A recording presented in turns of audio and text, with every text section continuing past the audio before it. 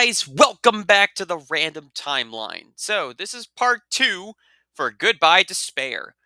If you don't know what I did, I put all 48 students from the 3 main games into a random number generator, and the first 16 chosen were the Trigger Happy Havoc cast. The next 16 chosen were the Goodbye Despair cast, and then the final 16 would be the Killing Harmony cast.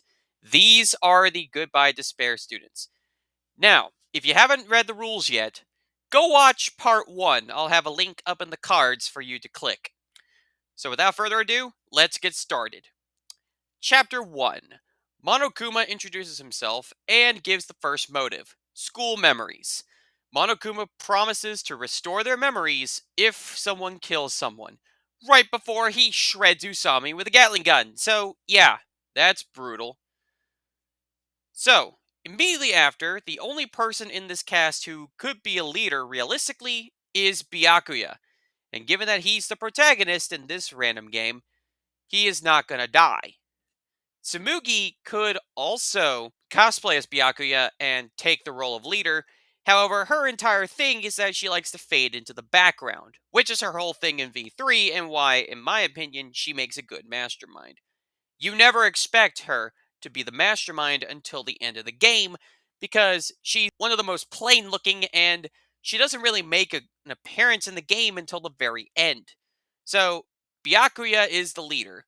And to instill some trust in the others to make sure he doesn't get targeted by, say, Mondo, he sets up the party, and this is where Nagito decides to spring the trap. He is distrustful of both Byakuya and Tsumugi because he fears that both of them might lead to something nasty. So, he plans to get rid of Tsumugi first. However, somebody else kills her instead.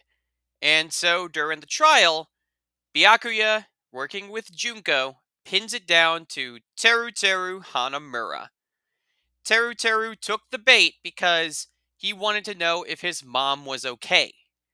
In the end, though, he is executed, much like in the original, basically being deep fried. And he never got to see how his mom was, so that didn't help. Chapter 2. The entire chapter is a video game based around Mahiru's life before Danganronpa, and so this led to an argument between her and Fuyuhiko, which led to Peko murdering her.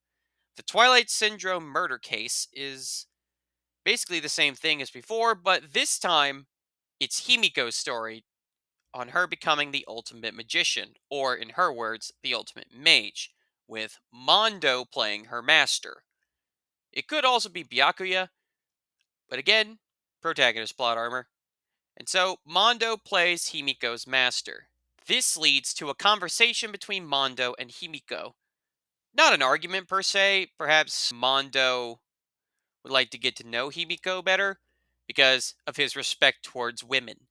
Now, we gotta know that Mondo and Chihiro still form a bond with each other. And without Mikon, Hyoko would probably bully Chihiro, which draws the ire of Mondo, who will tell off Hyoko instead of killing her because he respects women. Now, during this conversation, the Black End would overhear this, and believing that she wants to poison Himiko, the Black End kills Mondo. Yeah, sorry, Mondo. But who killed Mondo? During the class trial, it is revealed that Byakuya and Junko, and with help from Chihiro, worked together to suspect Tenko Chabashira as Mondo's killer.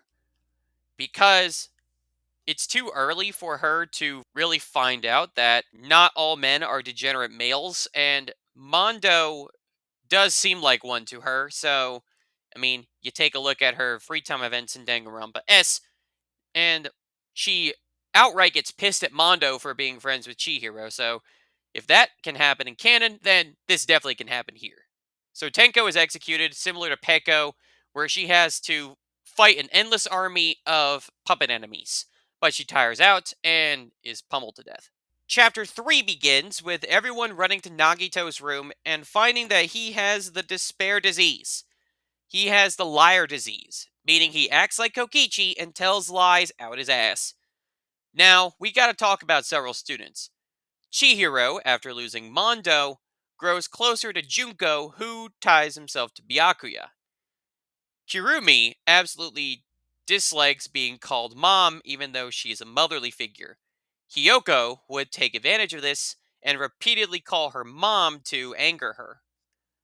Now, there are four diseases that we know of: the liar disease, contracted by Nagito; the coward disease, contracted by Mew; the gullible disease, controlled by Sonia; and the remembrance disease, controlled by Kirumi.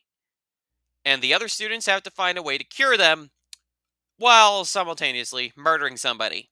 Now, Kirumi would probably figure out that she is a member of Atua's despair cult. And so, with that, when Hiyoko calls her mom repeatedly, one of these times, she snaps and is at the end of her rope. And so, Hiyoko is murdered. Now, when Kirumi goes in to check on Sonia, and Sonia goes in to check on Hiyoko, she will find out that Hiyoko is murdered, and being the one who has the gullible disease, Sonia is murdered as well. And so, during the class trial, it is revealed that Kirumi still remembers that she is a member of Atua's despair cult and also the Prime Minister of Japan. And so, in her eyes, she can't die because her country will fail. Unfortunately for her, though, she still dies because this is Danganronpa, and the entire country is watching her suffer and enjoy it. Chapter 4 begins with the remaining students trapped in the funhouse and introduces the fourth motive, starvation. Basically, for every day that a murder hasn't occurred, Monokuma deprives them of food or drink. To make matters even more stressful for them, Tai Chi is introduced and is mandatory. And so, after 3 days of this, Ryoma, who was previously on death row, decides to do something drastic. Using his newly acquired Tai Chi, he throws somebody down 4 floors and kills them. But who? That's Celeste. Because Ryoma would probably think that Celeste is the biggest threat to him. And so, he is executed with his execution, which is very similar to Leon's 15 love. Except instead of baseballs, it's tennis balls. Ryoma basically went down a hero, saving everybody else from the starvation. Chapter 5 now. Nagito sets a trap. However, the trap backfires and he dies. So, yeah. Nagito's death, though, would lead to the traitor being revealed. Byakuya, shocked out of his mind, would figure out that the traitor is none other than our certified good boy, Chihiro Fujisaki. Chihiro would admit that he programmed something into the ultimate robot with the help of Nagito. In fact, it was at Nagito's insistence. And so Chihiro is executed, leaving us with the final 5 as we move into Chapter 6. Now, this is where the Neo World program begins to malfunction. And so Kaede, Rantaro, and Taka would aid the other students into pinning down the mastermind. Who is Kibo? Well, the portrayed mastermind is Kibo. The true mastermind is Nagito. Because Nagito was the one who insisted on Chihiro hack Kibo to put in an AI Angie Yanaga into the Neo World program. And so, just as it was about to shut down, Usami reappears and defeats the AI Angie, shutting down the Neo World program and freeing Kibo, meaning our survivors are Byakuya, Himiko, Junko, Kibo, and Mew. How ironic that Nagito, the one who loves hope so much, is the one who causes ultimate despair. And he would cause so much despair. In fact, he would have a crush on Kaede in this canon, much like how he had one on Makoto in the real canon.